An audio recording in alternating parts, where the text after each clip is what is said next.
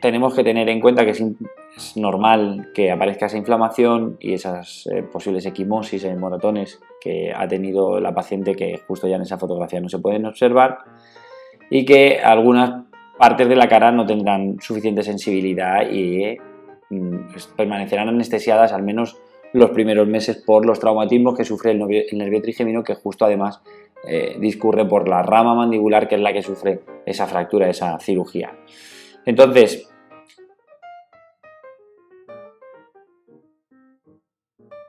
los objetivos del tratamiento, que es la parte más interesante, es que durante las 2 o 3 primeras semanas va a llevar una fijación intermaxilar mediante gomas, por lo que deberemos estimular la ATM con compresiones craneales para restituir esa más o menos normal generación de líquido sinovial.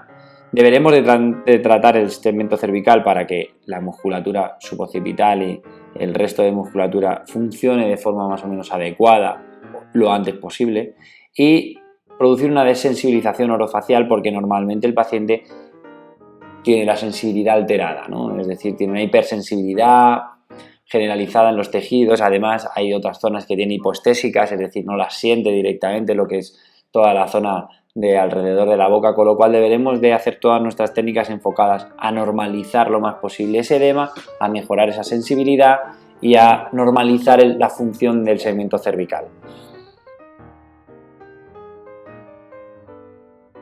Durante el primer mes lo que deberemos tener en cuenta es que esa fijación mediante gomas va a ir progresivamente desapareciendo y podremos progresivamente empezar a hacer otro tipo de técnicas que tengan un poquito más de función asociada, es decir, más aperturas, más movilidad, movilidad pasiva, movilidad activa resistida, etc. Debemos de respetar las fases biológicas, es decir, yo empiezo a trabajar con los pacientes entre 7 y 10 días después de la cirugía. No hay ningún riesgo, a pesar de lo que puedan decir, no existe ningún riesgo en que comencemos el tratamiento, siempre y cuando, insisto, tengamos muy presente que hay unos plazos biológicos que debemos de respetar para la consolidación de los segmentos óseos. Durante las 3-5 primeras semanas comenzamos con el movimiento activo, siempre que la fijación intermaxilar se haya retirado o sea mediante gomas, que permite una cierta movilidad que actualmente, en la mayoría de los casos, es mediante gomas. Empezamos con ejercicios de control neuromuscular para que se vaya recuperando el control sobre la zona y se vaya integrando nuevamente esos nuevos segmentos óseos que se han visto alterados y que a veces están alterados en nuestra representación del cuerpo. Nos sentimos bien, estamos extraños. El paciente, de manera orientativa, debe de abrir entre 20 y 30 milímetros durante las 3-5 primeras semanas. De no ser así, debemos de hacer hincapié en la apertura, porque estos retrocesos o estos defectos en la apertura pueden arrastrarse a más largo plazo y tener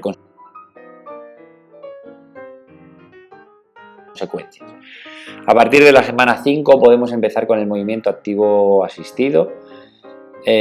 Podemos empezar a generar un cierto movimiento con nuestras manos al paciente en la boca, y además debemos de ver que la recuperación de la sensibilidad va progresivamente en aumento, es decir, el paciente va sintiendo cada vez más la zona de la boca, la mandíbula, la borla del mentón, etcétera, etcétera. A partir de la semana 7, movilización pasiva sin ningún miedo, es decir, podemos movilizar nosotros la ATM y generar todo tipo de movimientos analíticos específicos sobre la articulación para tratar de restablecer el movimiento normal.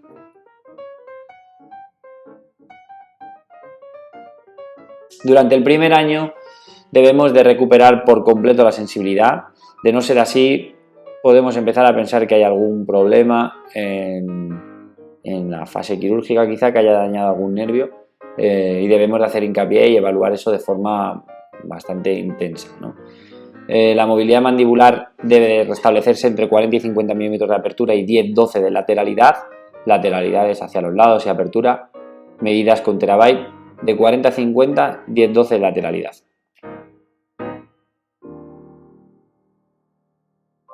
Las complicaciones que debemos de tener en cuenta que se producen es las fracturas indeseables y el daño a las estructuras vasculonerviosas que se pueden producir dentro de la fase quirúrgica.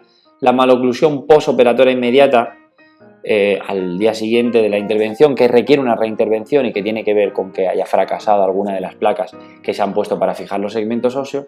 La maloclusión tardía, que tiene otros problemas asociados a veces con la articulación temporomandibular y con alguna reabsorción condilar idiopática, etc. Y la integridad, como digo, de las estructuras del ATM para evitar la necrosis avascular y la reabsorción condilar progresiva. Hay que tener muy en cuenta que los defectos en la sensibilidad ocasionan ese tipo de heridas. No sé si se observa bien, pero el labio inferior se ha clavado la percha, ese elemento que tiene ahí abajo donde se sujeta la goma.